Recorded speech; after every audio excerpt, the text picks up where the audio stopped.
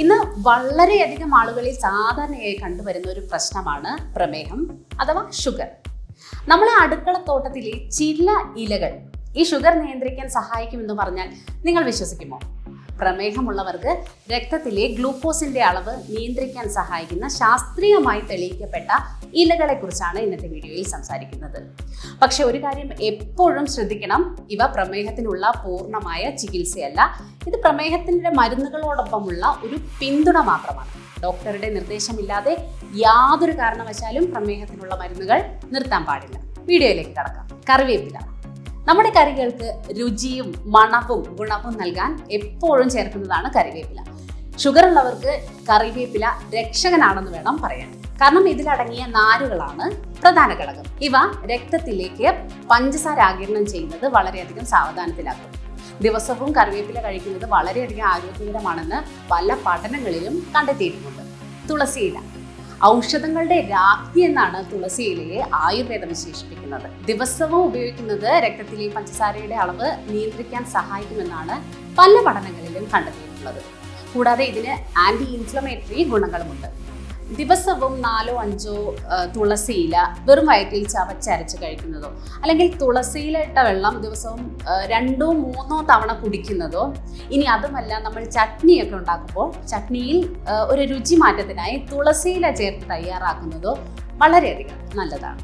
ആര്യവേപ്പില കയ്പാണെങ്കിലും ആര്യവേപ്പിലയുടെ ഗുണങ്ങൾ വളരെ വലുതാണ്. ടൈപ്പ് 2 പ്രമേഹമുള്ളവരിൽ രക്തത്തിലെ പഞ്ചസാരയുടെ അളവ് നിയന്ത്രിക്കാൻ ആര്യവേപ്പില സഹായിക്കുമെന്ന് പല ഗവേഷണങ്ങളിലും തെളിഞ്ഞിട്ടുമുണ്ട്. ഇത് നമ്മുടെ ശരീരത്തിലെ സിസ്റ്റമിക് ഇൻഫ്ലമേഷൻ കുറയ്ക്കാൻ സഹായിക്കും. കയ്പുള്ളത് കൊണ്ട് ആര്യവേപ്പില നേരിട്ട് കഴിക്കാൻ ബുദ്ധിമുട്ടായിരിക്കും. അതുകൊണ്ട് ജ്യൂസാക്കി കഴിക്കുന്നതായിരിക്കും നല്ലത്.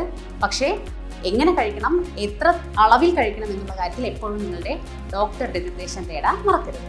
മുരിങ്ങയില സൂപ്പർ ഫുഡ് എന്നാണ് മുരിങ്ങയില അറിയപ്പെടുന്നത്.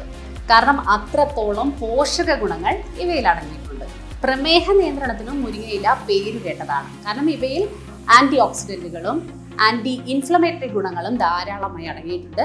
മുരിങ്ങയില തോരനായോ അല്ലെങ്കിൽ കറിയായോ നമുക്ക് ഉപയോഗിക്കാവുന്നതാണ്. മസാലകൾക്ക് നല്ല മണവും രുചിയും നൽകുന്ന വയനയില ടൈപ്പ് 2 പ്രമേഹമുള്ളവരിൽ വളരെയധികം ഗുണം ചെയ്യുമെന്നാണ് പല പഠനങ്ങളും പറയുന്നത്. ഗ്ലൂക്കോസിന്റെയും ലിപ്പിഡ് പ്രൊഫൈലിന്റെയും നില മെച്ചപ്പെടുത്താൻ ഇവ സഹായിക്കും. ഭക്ഷണങ്ങളിൽ ഉൾപ്പെടുത്തി നോക്കാം. വെറ്റിലയ്ക്ക് ഹൈപ്പർ ഗ്ലൈസമിക് ഗുണങ്ങളുണ്ടെന്നാണ് പഠനങ്ങൾ പറയുന്നത്. അതായത് രക്തത്തിലെ ഗ്ലൂക്കോസിന്റെ അളവ് കുറയ്ക്കാൻ സഹായിക്കും.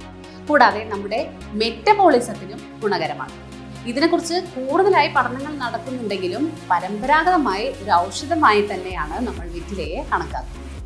ഉലുവയില ഫൈബർ ധാരാളമായി അടങ്ങിയിട്ടുണ്ട് എന്നതാണ് ഉലുവയിലയുടെ ഏറ്റവും വലിയ പ്രത്യേകത. ഇത് ഇൻസുലിൻ സെൻസിറ്റിവിറ്റി കുറയ്ക്കാനും രക്തത്തിലേക്കുള്ള പഞ്ചസാരയുടെ ആഗിരണം നിയന്ത്രിക്കാനും സഹായിക്കും.